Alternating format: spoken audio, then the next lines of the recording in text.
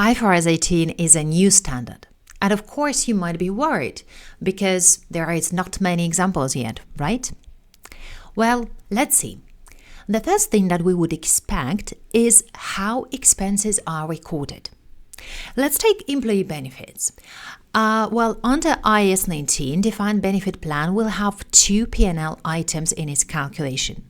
It's service cost, whether current or past doesn't really matter, and interest cost.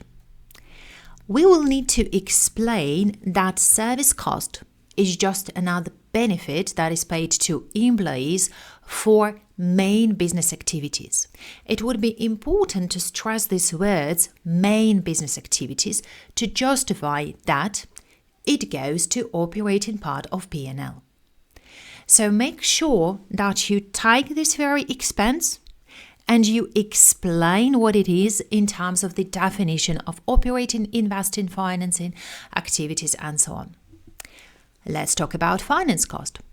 Finance cost, on the other hand, relates to the time value of money. So it belongs to financing activities. Let's take bad debt allowance. Well, bad debt allowance means that customers for main activities are not paying. And since it relates to main activities, it is operating part of P&L. Investment in associate. Profit from investment in associate is an income that is generated by the asset itself. It is largely independent from main operations. As such, it's investing part of P&L. So you would have to explain why it's operating, financing, or investing part of P&L by discussing largely independent main activities, relates to the time value of money, relates to the finance cost on assets and liabilities. Another type of question that we will meet is user perception. So, for example, a company records interest from associate as operating part of P&L. So we will need to state what has happened. This means that operating part of P&L will be inflated, overstated. Okay, so operating profit will be overstated. And then we need to say what the problem is, because that is not a problem yet. Well, operating profit shows success in main activities, so users compare competitors based on this, and by overstating its operating profit, the company looks stronger than it actually is. Another example, income from loans recorded in its financing part of P&L instead of investing. Well, financing part of P&L needs to record only our expenses, finance costs. Incomes are recorded in investing part. So what happened? First, state what happened. So you are going to say, financing cost looks understated. What is the problem? The problem will be the risks, right? Because financing costs that we need to pay the creditors that have very strong claim, like the banks. And if we don't pay, we're going to face the music. So the problem is that financing part of P&L allows users to estimate the risk. For example, users can take profit or loss before financing and income tax, so the subtotal that comes after investing activities, and divided by financing part of P&L to calculate interest cover.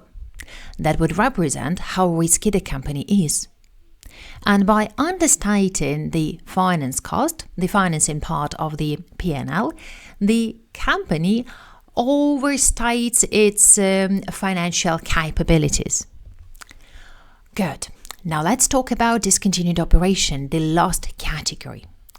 Well, this must be shown separately in P&L for both reported and comparative period, and only in P&L, not in statement of financial position. Statement of financial position will show it separately only for the reporting period, not comparative. So, Discontinued operations will be shown separately if they relate to the major business or geographical segment, which is disposed of or is being disposed of, or if a subsidiary is bought for resale. If the company fails to show them separately, users may count on income that will no longer exist. So this leads to the users of the financial statements to make wrong projections about the future. Another type of questions that can be asked is about the difference between P&L, using IFRS 18 requirements, and cash flow statement, which is guarded by IAS 7. Well, the problem in here would be that with the cash flow statement, operating part is going to exclude non-cash activities. So, for example, we are going to add back depreciation. So, cash from operating activities will not equal to operating P&L part. Another problem is that cash flows related to property, plant and equipment are going to be shown as part of investing activities, which is very contradictory to IFRS 18 requirements, because IFRS 18 would judge property, plant, equipment as assets that bring income from main activities. And as such, everything associated with this property, plant, equipment that goes into P&L will go to operating parts, so like depreciation, for example. And with the cash flow statement, we are going to show the cash flows from that are used in buying this very property, plant, equipment, or from selling the property, plant, equipment as part of investing activities. So it's a little bit contradictory. Finally, we might be tested on materiality. So with the materiality, we have IFRS 18 that talks about it a bit, and we have practice statement. And with the materiality and disclosures, there are three main problems. And since they have been raised quite frequently recently in the real world, they can be tested.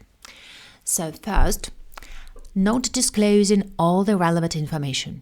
So for example, failing to mention that property, plant, equipment is pledged. That would not give the users all the relevant information. Disclosing too much irrelevant information, like for example, disclosing contingent asset that is only possible, not probable. Too much detail obscures what matters. If your report is 300 pages long, you can't spot whatever is screaming there.